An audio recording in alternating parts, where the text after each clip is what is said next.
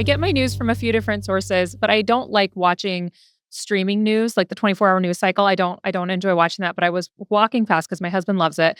And so I was walking past and they were talking about the bear thing with RFK. Mhm. And I sat down and was just like, you know what? I am getting engaged in this news because Mhm. it didn't stress me out. Yeah. It didn't like fill me with existential dread. I was like, Mhm. okay, like he found a dead bear. What an insane story. Yeah. Like just I'm just gonna leave it wild. here with this bicycle in Central Park. It didn't feel personal to you, Andrea, right? Like you Yes. didn't feel like you needed to do something about it. You don't Yeah. feel like I'm supposed to really be like up in arms about this story. It felt like something, and I know exactly what you're talking about. It felt like something you can be like, that is weird. That's a Yes. weird story. It's just weird. And he acknowledges Right. it's weird. We collectively Yeah. are like, that's weird. Yeah. Um, Everyone. yes, and so you didn't feel like, "Oh, no, if I'm on the wrong side of the RFK Bear story, my mom won't invite me to Thanksgiving," right? Like, you Yes. didn't feel that sense of, like, polarization. We all collectively felt the same thing. Yeah, exactly. And I think that's a great insight too, is that so much of the news we consume feels very antagonistic, Yes, where like when you watch it and you're consuming the news, you're placing yourself on the spectrum. And like you said, like people's families are not getting together on the holidays now because of totally. all of this stuff that is happening politically. And for me as an educator, I feel this heavy weight of responsibility of being like, okay, like all of these kids, well, now I teach college, but all of these young adults are coming into my classroom and they're seeing the same news as me. They're, on their algorithm, seeing whatever it is on opposite ends of the spectrum. And, it's my job to work with these future teachers now and try and give them some sort of guidance of in how to go into the classroom with these young kids and still be hopeful, and still find reasons to serve. And for me, what I've found is like when I watch too much of the news that's very antagonistic, I get very discouraged and I feel very helpless. And I Mhm. think that's the case for a lot of people. There's people Totally. who watch and they're like, okay, now I'm going to go to a rally, or I'm going to go and I'm going to help this candidate hopefully get elected. And then there's other people like generally like me that tend to ostrich a little bit. Like I stick my head in the sand because it makes me feel too helpless. Mhm. Do you think that there is a way that because I don't necessarily think that people who make it their whole personality to be on one side of the aisle are doing much like sometimes they're doing more harm than good. I Mhm. think when that is they are no longer able to communicate with their parents because their parents voted for somebody different than they did.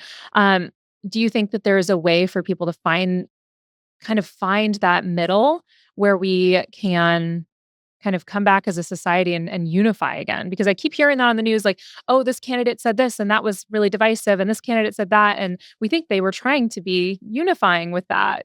So I know Mhm. it's something that's kind of on everyone's minds. Totally.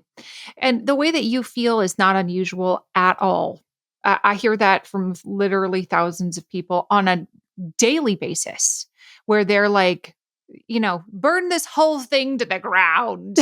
Right. There's no hope for tomorrow. You know what I mean? It's very easy to get overwhelmed because we now have access to the entirety of human knowledge and we hold it in our hand.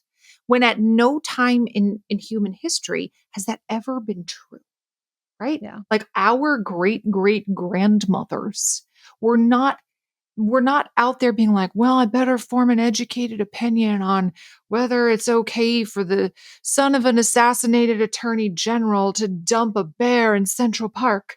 Right? Like Right. our great great grandmothers had felt no such responsibility to form an opinion on every single topic, nor did they even know what the topics were.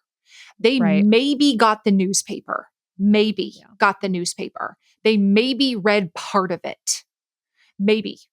Yeah. And as society progressed, they maybe watched a 30-minute news broadcast every day.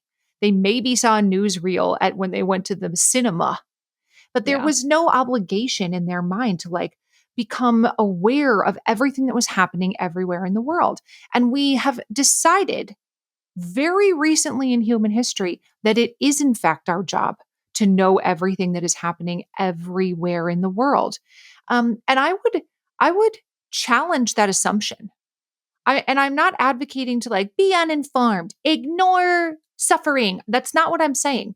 But I am saying that the entirety of humanity, human society has evolved to be local, to care about what is happening in your neighborhood, to care about what is happening in your state or maybe even your whole country.